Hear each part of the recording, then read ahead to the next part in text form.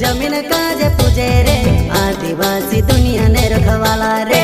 बाप देव खत्री काज पूजे रे आदिवासी सबसे निराला रे।